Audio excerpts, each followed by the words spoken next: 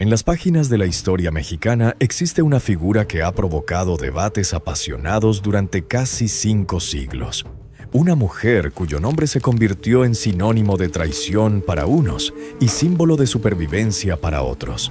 Su rostro aparece en los códices prehispánicos siempre junto al conquistador español.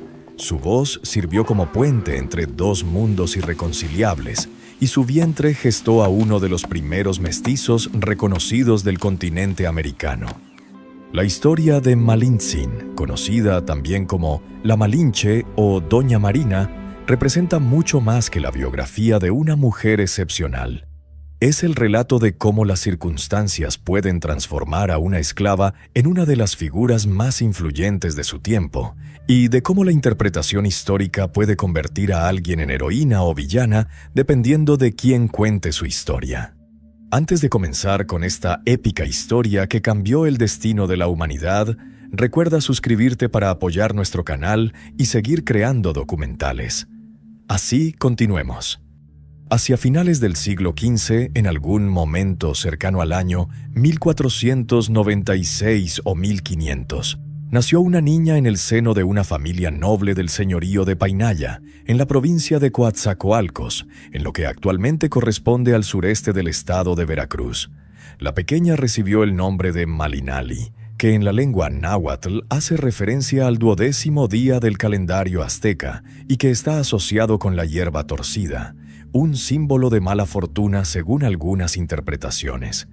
Su padre era un cacique local, lo cual significaba que la niña había nacido en una posición privilegiada dentro de la compleja jerarquía social del mundo mesoamericano. Sin embargo, la fortuna que parecía sonreírle por su nacimiento aristocrático se transformó en tragedia cuando aún era una niña pequeña. La partida de su padre sumió a la familia en una crisis que alteraría dramáticamente el destino de Malinali. Su madre, viuda y vulnerable en una sociedad donde el poder se transmitía principalmente por línea masculina, contrajo nuevas nupcias con otro noble de la región. De esta segunda unión nació un hijo varón, y fue entonces cuando comenzó a gestarse una de las decisiones más crueles que una madre puede tomar respecto a su propia hija. El nuevo esposo de su madre y ella misma deseaban que el hijo varón heredara el cacicazgo que originalmente habría correspondido a Malinali o a su futuro esposo. Para eliminar cualquier obstáculo que pudiera complicar esta sucesión, decidieron deshacerse de la niña de la manera más conveniente posible. Según relata Bernal Díaz del Castillo, cronista que participó en la conquista y que posteriormente escribió una de las fuentes más importantes sobre estos acontecimientos, la madre y su nuevo esposo entregaron de noche a Malinali a unos comerciantes de Xicalango, difundiendo entre la comunidad el rumor de que la niña había fallecido. Esta decisión brutal arrancó a Malinali de su posición privilegiada y la sumergió en el mundo de la esclavitud. Los comerciantes de Xicalango, un importante centro de intercambio comercial en la región, la vendieron posteriormente a los mayas de Tabasco, donde pasó varios años de su infancia y adolescencia en condición de esclava. Durante este periodo de su vida, del cual conocemos muy pocos detalles específicos, Malinali adquirió habilidades que resultarían cruciales para su futuro. Además de su náhuatl nativo, la lengua del Imperio Azteca y de muchos pueblos del centro de México, aprendió a dominar el maya, la lengua de sus nuevos amos. Esta capacidad para comunicarse en múltiples idiomas, sumada a su inteligencia natural y a su comprensión profunda de las dinámicas políticas y sociales de las culturas mesoamericanas, convertirían a Malinali en un activo invaluable cuando las circunstancias la pusieran en contacto con los recién llegados españoles.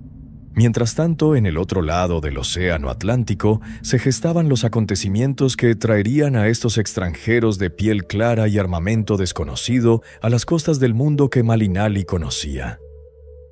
El 18 de febrero de 1519, una flota de 11 navíos comandada por Hernán Cortés zarpó de Cuba con rumbo a las costas de lo que los españoles llamaban Tierra Firme.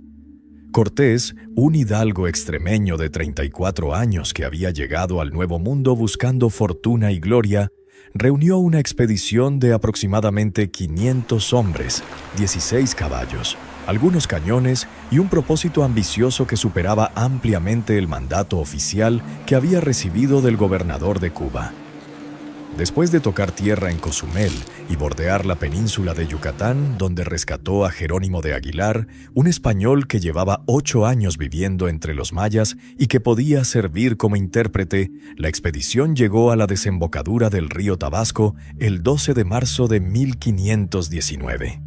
Los habitantes de esta región, mayas chontales liderados por su cacique Tabscub, no recibieron amistosamente a los extranjeros.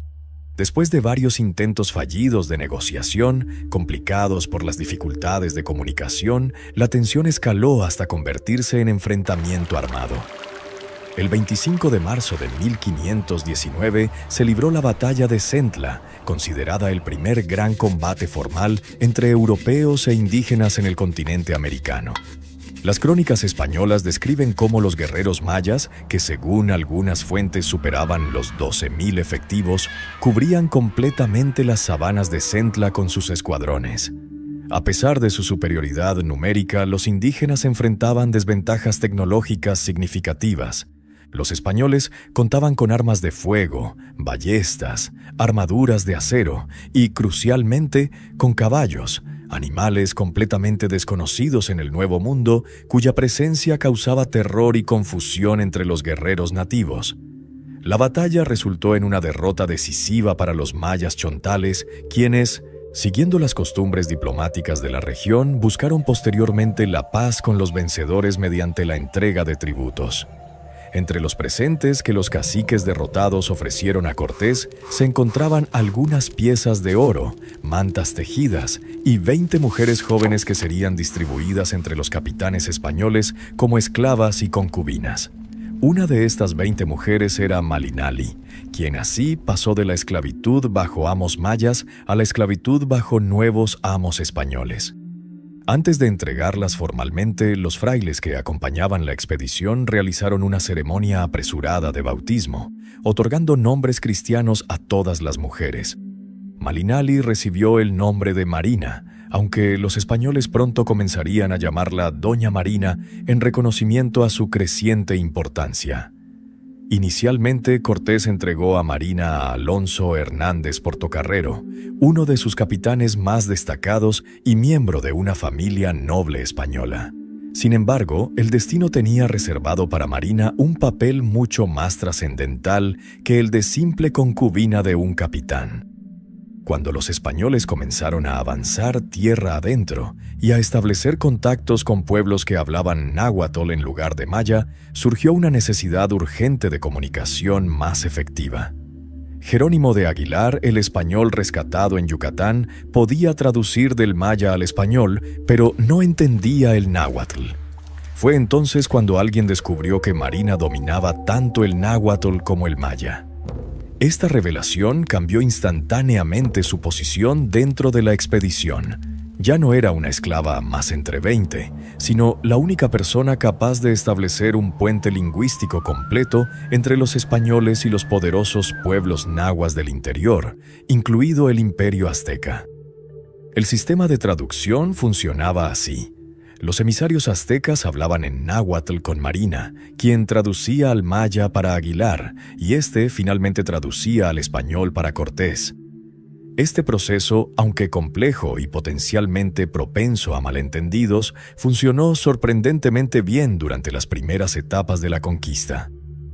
A medida que pasaban las semanas y los meses, Marina demostró poseer capacidades que trascendían ampliamente la mera traducción mecánica de palabras. Su profundo conocimiento de las culturas mesoamericanas, de sus protocolos diplomáticos, de sus estructuras políticas y de sus divisiones internas, la convirtió en una asesora invaluable para Cortés. Además, comenzó a aprender español con notable rapidez, lo cual eventualmente eliminaría la necesidad del intermediario Aguilar y le otorgaría aún mayor influencia en las comunicaciones entre españoles e indígenas. Los códices indígenas que documentan visualmente los acontecimientos de la conquista ofrecen un testimonio fascinante sobre el papel de Marina. En el lienzo de Tlaxcala, uno de los documentos pictográficos más importantes de 1800, este periodo, Marina aparece constantemente junto a Cortés, actuando como su voz y su intérprete en prácticamente todos los encuentros diplomáticos significativos. Lo verdaderamente notable es que en algunos pasajes del lienzo, Marina aparece sola, aparentemente dirigiendo eventos con autoridad independiente, sin la presencia visible de Cortés. Esta representación sugiere que los pueblos indígenas la percibían no como una simple traductora subordinada, sino como una figura de poder con capacidad de decisión propia. El respeto y el temor que Marina inspiraba entre los indígenas quedaban evidenciados en el nombre que le otorgaron, Malintzin. El sufijo tzin en náhuatl es una forma honorífica que denota respeto y estatus elevado, equivalente aproximadamente a doña o señora en español. Los españoles, incapaces de pronunciar correctamente este nombre náhuatl, lo transformaron en Malinche, el apelativo con el cual pasaría a la historia. Curiosamente, los indígenas también comenzaron a referirse a Cortés mismo como Malinche, no por confusión, sino porque lo identificaban tan estrechamente con su intérprete que prácticamente los consideraban una sola entidad. La relación entre Marina y Cortés evolucionó rápidamente desde el pragmatismo inicial hacia algo más complejo. Marina pasó de ser propiedad de Portocarrero a convertirse en la compañera personal de Cortés, una transición que consolidó aún más su posición de influencia dentro de la expedición. No se trataba simplemente de una relación de conveniencia o explotación unilateral, aunque los desequilibrios de poder inherentes a la situación son innegables. Marina demostró repetidamente su lealtad a Cortés y a la causa española, tomando decisiones y proporcionando información que beneficiaba directamente a los conquistadores, incluso cuando esto implicaba actuar en contra de los intereses de pueblos indígenas. El episodio más controvertido de su papel como asesora de los españoles ocurrió en Cholula, una ciudad sagrada situada en el camino hacia Tenochtitlan, la capital del Imperio Azteca. Según las crónicas españolas, mientras la expedición se encontraba en esta ciudad en octubre de 1519, Marina descubrió una conspiración de los cholultecas para atacar y eliminar a los españoles. Supuestamente una mujer local, impresionada por la inteligencia y el estatus de Marina, le reveló confidencialmente los planes de emboscada que se estaban preparando. Marina llevó inmediatamente esta información a Cortés, quien decidió actuar con brutalidad preventiva. Lo que siguió fue una de las masacres más sangrientas de la conquista. Los españoles, junto con sus aliados tlaxcaltecas, adversarios tradicionales de los cholultecas, atacaron por sorpresa a la población de Cholula, provocando miles de víctimas entre los habitantes desprevenidos. Las fuentes históricas difieren significativamente en sus relatos sobre estos acontecimientos. Las crónicas españolas justifican la acción como respuesta legítima a una conspiración real, mientras que algunas voces críticas han cuestionado si la conspiración existió realmente, o si fue exagerada, o incluso inventada para justificar un acto de terror calculado destinado a intimidar a otros pueblos que pudieran considerar resistirse a los españoles. Independientemente de la veracidad precisa de la conspiración cholulteca, este episodio consolidó la reputación de Marina como aliada indispensable de los conquistadores y simultáneamente comenzó a construir su imagen posterior como traidora a su propio pueblo. Sin embargo, esta interpretación plantea preguntas complejas sobre identidad y lealtad que merecen examinarse con mayor profundidad. ¿Tenía Marina realmente un pueblo al cual traicionar? Los aztecas no eran su pueblo. Ella había nacido en un señorío que, aunque compartía vínculos culturales y lingüísticos con el imperio azteca, mantenía cierta autonomía. Más importante aún, había sido vendida como esclava, arrancada de su posición noble y reducida a propiedad. El imperio azteca no le debía nada, y ella no le debía lealtad alguna. Cuando finalmente los españoles llegaron a Tenochtitlan en noviembre de 1519, Marina desempeñó un papel central en los encuentros entre Cortés y el emperador Moctezuma. Las conversaciones entre estos dos líderes, uno representando a un imperio europeo expansionista y el otro gobernando el imperio más poderoso de Mesoamérica, pasaban necesariamente por la voz de Marina. Su capacidad para navegar las complejidades diplomáticas de estos encuentros, para interpretar no solamente palabras, sino también intenciones y significados culturales, resultó fundamental para el desarrollo de los acontecimientos. Los meses siguientes presenciaron una escalada dramática de violencia. La masacre del Templo Mayor, la muerte de Moctezuma en circunstancias que permanecen disputadas, la noche triste cuando los españoles fueron expulsados de Tenochtitlan con enormes pérdidas, y finalmente el asedio y la caída definitiva de la gran ciudad en agosto de 1521 constituyeron eventos en los cuales Marina estuvo presente como testigo y participante. A lo largo de todos estos acontecimientos, ella continuó sirviendo como intérprete, asesora y compañera de Cortés, solidificando su posición como una de las figuras más influyentes del proceso de conquista. En algún momento de 1522 o inicios de 1523, Marina dio a luz a un hijo de Cortés. El niño fue bautizado con el nombre de Martín Cortés, y su nacimiento tiene un significado histórico que trasciende la biografía personal de sus padres. Martín Cortés Malintzin, como sería conocido para distinguirlo de su medio hermano legítimo del mismo nombre, representaba la materialización física del encuentro entre dos mundos. Aunque ciertamente no fue el primer niño mestizo nacido de la unión entre españoles e indígenas, su estatus como hijo del conquistador más famoso y de la intérprete más influyente le otorgó un simbolismo especial como representante del mestizaje que caracterizaría a las sociedades latinoamericanas futuras. Sin embargo, el nacimiento de Martín no significó que Marina se convirtiera en esposa legítima de Cortés. Las ambiciones sociales y políticas del conquistador requerían un matrimonio estratégico con una mujer española de buena familia, no una unión formal con una indígena, por más valiosa que hubiera sido su contribución a la conquista.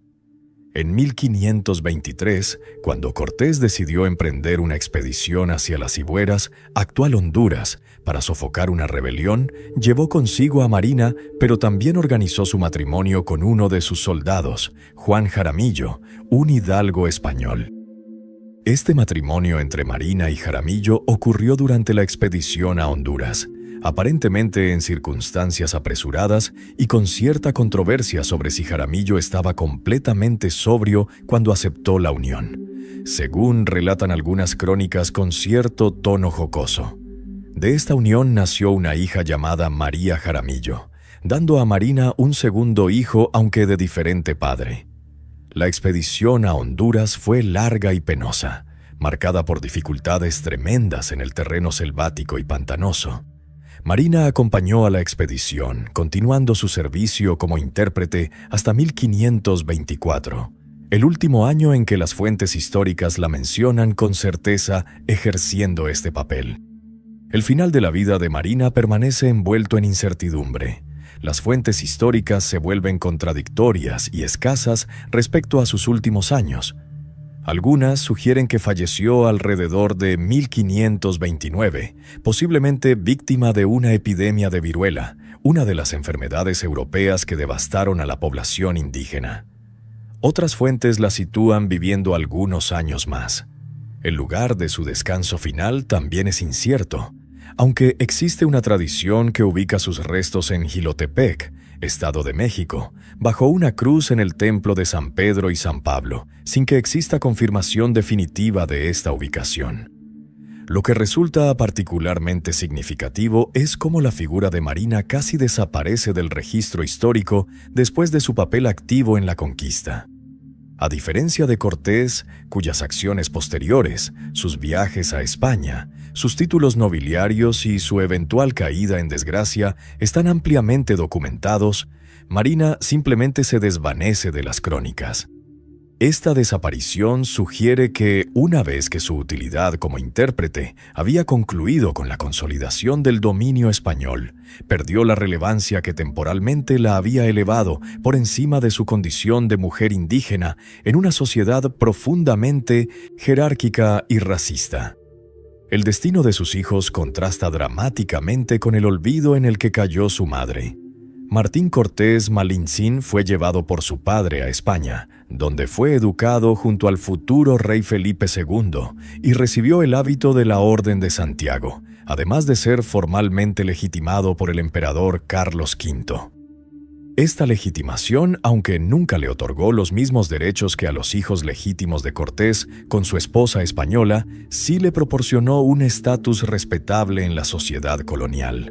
Martín participó posteriormente en varias expediciones militares y vivió entre España y Nueva España, representando en su propia persona la complejidad del mestizaje en el mundo hispanoamericano. Durante varios siglos después de su desaparición de los registros históricos, Marina permaneció como una figura relativamente menor en la narrativa histórica mexicana. Las crónicas españolas la mencionaban como intérprete útil, a veces con admiración por su inteligencia y lealtad a la causa española, otras veces apenas como una nota al pie. Los documentos indígenas la representaban visualmente en los códices, reconociendo implícitamente su importancia, pero sin elaborar narrativas extensas sobre su papel o su carácter. No fue sino hasta la construcción del nacionalismo mexicano en el siglo XIX, y especialmente en el siglo XX, cuando la figura de la Malinche adquirió el peso simbólico controvertido que mantiene hasta hoy. En el proceso de construcción de la identidad nacional mexicana después de la independencia de España en el siglo XIX, los intelectuales y políticos mexicanos se enfrentaron a preguntas fundamentales sobre qué constituía lo mexicano y cómo debían relacionarse con el legado de la conquista. El mestizaje era una realidad innegable de la sociedad mexicana, pero ¿cómo valorar este mestizaje? ¿Debía celebrarse como síntesis creativa o lamentarse como resultado de una violación traumática de la nación indígena original? En este contexto de construcción identitaria nacional, la Malinche se convirtió en un símbolo poderoso y polarizador. Para muchos, ella representaba la traición original, la colaboración indígena con el invasor extranjero que había hecho posible la destrucción del mundo prehispánico. Su relación con Cortés se interpretaba como una traición sexual y política simultánea, la entrega tanto del cuerpo como de los secretos estratégicos de su pueblo al enemigo. Del nombre Malinche derivó el término malinchismo, que en el vocabulario mexicano contemporáneo designa la preferencia por lo extranjero sobre lo nacional, la tendencia a valorar más lo que viene de fuera que lo propio.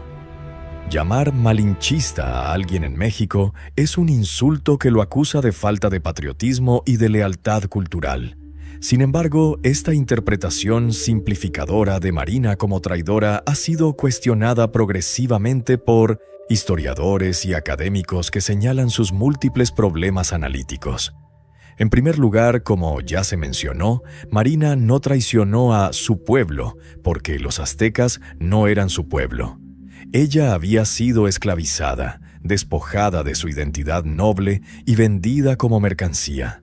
El concepto de nación mexicana no existía en 1519. Las lealtades eran hacia señoríos locales, no hacia una entidad política abstracta que abarcase a todos los pueblos indígenas del territorio. Además, atribuir a Marina una responsabilidad principal o única por la conquista constituye una distorsión histórica que ignora los múltiples factores que hicieron posible la victoria española. Los propios españoles eran militarmente inferiores en número y enfrentaban un imperio poderoso en territorio desconocido. Su victoria dependió fundamentalmente de las alianzas con pueblos indígenas que tenían sus propias razones para oponerse al dominio azteca. Los tlaxcaltecas, los totonacas y otros grupos proporcionaron miles de guerreros aliados sin los cuales los españoles habrían sido aniquilados. Las enfermedades europeas, especialmente la viruela, devastaron a la población indígena y desempeñaron un papel decisivo en la caída de Tenochtitlan. Responsabilizar a Marina por la conquista mientras se exonera o se minimiza el papel de los miles de guerreros indígenas aliados de los españoles revela, según argumentan varios historiadores, un sesgo de género que hace de la mujer el chivo expiatorio conveniente. Las decisiones estratégicas, las alianzas políticas y las acciones militares fueron tomadas por hombres poderosos, tanto españoles como indígenas. Marina facilitó la comunicación, pero no decidió las políticas ni comandó ejércitos. Interpretaciones más recientes y matizadas han comenzado a presentar a Marina bajo una luz diferente. Desde esta perspectiva, ella aparece como una mujer que navegó con inteligencia excepcional circunstancias extremadamente difíciles sobre las cuales tenía muy poco control. Nacida en la nobleza, reducida a la esclavitud por la crueldad de su propia familia, vendida repetidamente como mercancía, finalmente entregada como tributo a invasores extranjeros, Marina utilizó las únicas herramientas que tenía a su disposición, su inteligencia y su capacidad lingüística, para sobrevivir y para crear un espacio de agencia e influencia en un mundo dominado por hombres armados. Vista desde este ángulo, Marina no fue una traidora, sino una superviviente que tomó las decisiones que consideró necesarias para proteger su propia vida y, eventualmente, para asegurar un futuro para sus hijos en el nuevo orden que se estaba construyendo. Su lealtad hacia Cortés puede entenderse no como traición a un pueblo abstracto al que no pertenecía, sino como estrategia racional de supervivencia, y posiblemente como genuino afecto personal hacia el hombre que, a diferencia de todos sus amos anteriores, reconocía su valor intelectual y la trataba, al menos parcialmente, como persona capaz de influencia y no meramente como propiedad. Las representaciones artísticas y literarias de la Malinche a lo largo de los siglos reflejan estas tensiones interpretativas. En algunas obras aparece como villana arquetípica, la mujer fatal que vende a su pueblo por amor o ambición personal. En otras se la presenta como víctima de circunstancias imposibles, utilizada tanto por españoles como por indígenas para sus propios fines. Autoras feministas contemporáneas la han reivindicado como símbolo de la mujer que se niega a aceptar pasivamente el papel que la sociedad patriarcal le asigna, que utiliza su inteligencia para crear espacios de poder incluso en las condiciones más adversas. El debate sobre la Malinche conecta con cuestiones contemporáneas sobre identidad, mestizaje, género y poscolonialismo que continúan siendo relevantes en México y en toda América Latina. ¿Cómo deben las sociedades mestizas contemporáneas relacionarse con el legado de la conquista? ¿Es posible o deseable intentar separar las herencias indígena y española cuando están tan inextricablemente entrelazadas en la realidad cultural, lingüística y genética de estas sociedades? ¿Quién tiene autoridad para juzgar las decisiones de personas que vivieron hace 500 años en circunstancias radicalmente diferentes? La figura de Marina también plantea preguntas incómodas sobre el papel de las mujeres en los conflictos históricos y sobre cómo sus acciones son juzgadas de manera diferente a las de los hombres. Los miles de guerreros tlaxcaltecas que lucharon junto a Cortés son reconocidos como actores políticos que tomaron decisiones estratégicas basadas en sus propios intereses contra sus enemigos aztecas.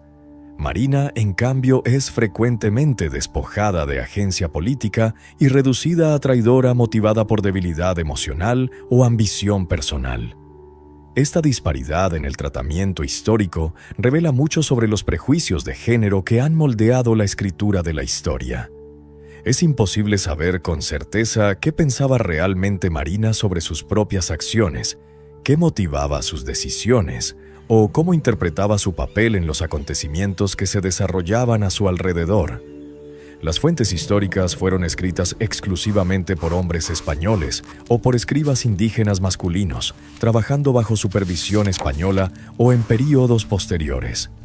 La voz de Marina misma permanece silenciada en el registro histórico. Nunca escribió sus memorias, nunca dio testimonio directo de sus experiencias. Conocemos sus acciones, pero no sus pensamientos. Vemos los resultados de sus decisiones, pero no escuchamos sus justificaciones o reflexiones. Este silencio de la propia Marina en las fuentes históricas la convierte en una pantalla sobre la cual cada generación proyecta sus propias preocupaciones, valores y debates.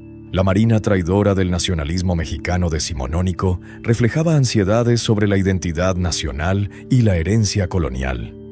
La Marina superviviente y estratega de interpretaciones más recientes refleja preocupaciones feministas contemporáneas sobre la agencia de las mujeres y sobre cómo las estructuras patriarcales limitan y juzgan las opciones disponibles para ellas. Lo que resulta indiscutible, más allá de estas interpretaciones variables, es que Marina fue una figura histórica de importancia significativa. Sin su participación como intérprete y asesora, el curso de la conquista habría sido diferente. Las comunicaciones entre españoles e indígenas habrían sido más difíciles, los malentendidos más frecuentes, la diplomacia más complicada. Esto no significa que sin Marina la conquista no habría ocurrido. Otros intérpretes eventualmente habrían surgido, y las ventajas tecnológicas y epidemiológicas de los españoles, junto con las divisiones internas del mundo mesoamericano, probablemente habrían llevado a resultados similares. Pero el proceso específico habría sido diferente, y Marina fue una participante activa e influyente en ese proceso. La complejidad de la figura de Marina reside precisamente en que desafía las categorizaciones simples. No fue simplemente heroína, ni simplemente villana, ni únicamente víctima, ni únicamente perpetradora. Fue una mujer que vivió en tiempos extraordinariamente violentos y transformadores, que experimentó tanto la crueldad extrema como los espacios inesperados de oportunidad, que tomó decisiones con consecuencias monumentales sin poder prever completamente sus resultados a largo plazo.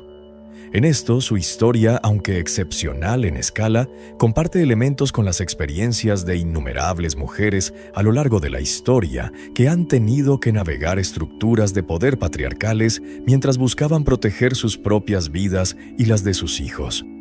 El hijo de Marina y Cortés, Martín, representa materialmente el legado más tangible de su madre. El mestizaje que él personificaba se convertiría en la característica definitoria de la sociedad mexicana y latinoamericana. Las sociedades que surgieron de la conquista no fueron ni puramente indígenas ni puramente europeas, sino mezclas complejas que incorporaban elementos de ambas matrices culturales junto con contribuciones africanas y, posteriormente, de otros orígenes. Esta realidad mestiza ha sido tanto celebrada como problemática en diferentes momentos históricos. Algunos pensadores han celebrado el mestizaje como una síntesis creativa que produjo culturas nuevas y distintivas, ricas en su combinación de diferentes tradiciones. Otros han criticado esta celebración como una forma de ocultar o minimizar la violencia original de la conquista y la persistencia de desigualdades raciales y sociales en las sociedades contemporáneas. En México, particularmente, el debate sobre el mestizaje ha sido central en la construcción de la identidad nacional desde la independencia hasta el presente. La Malinche ocupa un lugar complicado en este debate sobre el mestizaje. Como madre de uno de los primeros mestizos reconocidos, puede verse como madre simbólica de la nación mestiza mexicana. Pero precisamente por esto, las ansiedades sobre el origen violento y problemático de esta nación mestiza se proyectan sobre ella. Si México es producto del encuentro entre lo indígena y lo español, entonces la Malinche, quien facilitó ese encuentro y quien literalmente gestó un mestizo, se convierte en figura fundacional. Pero si ese encuentro es interpretado como violación y conquista, entonces la figura fundacional se tiñe de traición y colaboración. El poeta y ensayista mexicano Octavio Paz exploró estas dimensiones psicológicas y simbólicas de la Malinche en su influyente obra El laberinto de la soledad, donde analizaba cómo esta figura femenina funcionaba en el imaginario colectivo mexicano como representación de la violación original de la nación indígena. Según el análisis de Paz, el mexicano se siente hijo de la chingada, término que combina connotaciones de violación y traición, y la Malinche personifica a esta madre violada que además consintió o facilitó su propia violación. Sin embargo, críticas feministas posteriores han cuestionado estos análisis por perpetuar ellos mismos el machismo que pretenden analizar, por hacer recaer sobre una figura femenina la culpa y la vergüenza que deberían atribuirse a los perpetradores masculinos de la violencia de la conquista.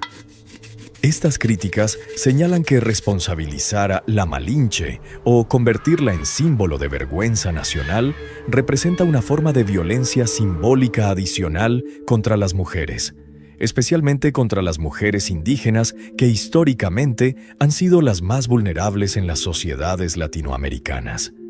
En tiempos recientes, artistas, escritoras y activistas han trabajado para rescatar y reinterpretar la figura de la Malinche, para despojarla de las capas de simbolismo negativo acumuladas durante siglos y para tratar de acercarse a la persona histórica real en toda su complejidad humana.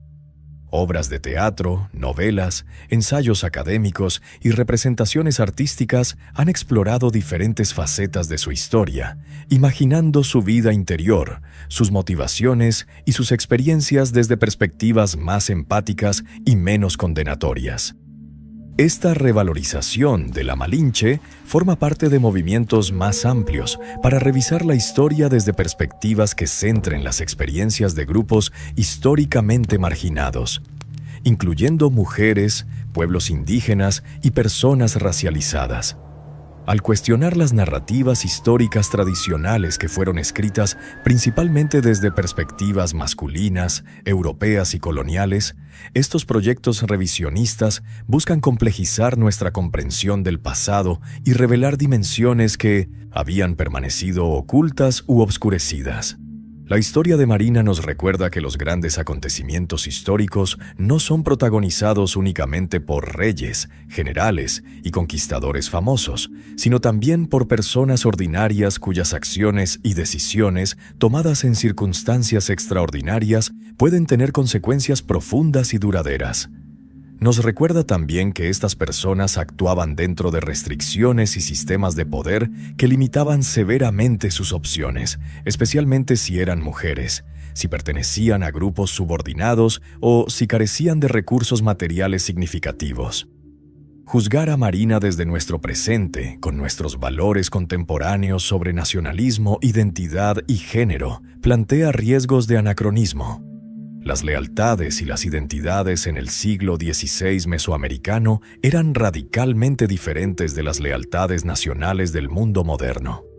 Los conceptos de traición y patriotismo que aplicamos hoy tenían significados distintos o simplemente no existían de la misma manera en aquel contexto. Marina vivió antes del nacionalismo moderno, antes de la construcción de la identidad mexicana, antes de muchos de los marcos conceptuales que utilizamos para dar sentido a su historia. Al mismo tiempo, esto no significa que debamos evitar completamente hacer juicios éticos sobre el pasado o que toda interpretación sea igualmente válida. La conquista implicó violencia masiva, destrucción de culturas, imposición forzada de religión y sistemas políticos y el inicio de siglos de explotación colonial. Estos fueron males reales que causaron sufrimiento inmenso a millones de personas. La pregunta sobre la responsabilidad de Marina en estos males es legítima, aunque la respuesta es necesariamente compleja y matizada. Una aproximación más justa quizás consista en reconocer que Marina fue simultáneamente una persona que tomó decisiones con agencia moral limitada pero real y un símbolo sobre el cual se han proyectado debates posteriores sobre identidad y nación. Como persona histórica, merece ser comprendida en su propio contexto, con empatía hacia las tremendas dificultades que enfrentó y reconocimiento de la inteligencia y la capacidad que demostró. Como símbolo, su figura puede legítimamente servir para reflexionar sobre temas de identidad, mestizaje, género y colonialismo, siempre que reconozcamos que estamos utilizándola simbólicamente y que nuestras interpretaciones dicen tanto sobre nosotros mismos como sobre ella. La pregunta que da título a esta narrativa, si la Malinche fue traidora o madre de una nueva nación, probablemente plantea una falsa dicotomía. Fue ambas cosas y ninguna de ellas completamente. Fue una mujer que vivió una vida extraordinaria en tiempos de transformación catastrófica, cuyos actos tuvieron consecuencias que ella misma no pudo prever completamente, y sobre cuya memoria se han construido capas de interpretación que, a veces, obscurecen más que iluminan a la persona real que existió hace 500 años. Su legado permanece profundamente controvertido porque toca aspectos fundamentales de cómo México y otras naciones latinoamericanas entienden su propia identidad, su relación con el pasado indígena y colonial, y el papel de las mujeres en la historia.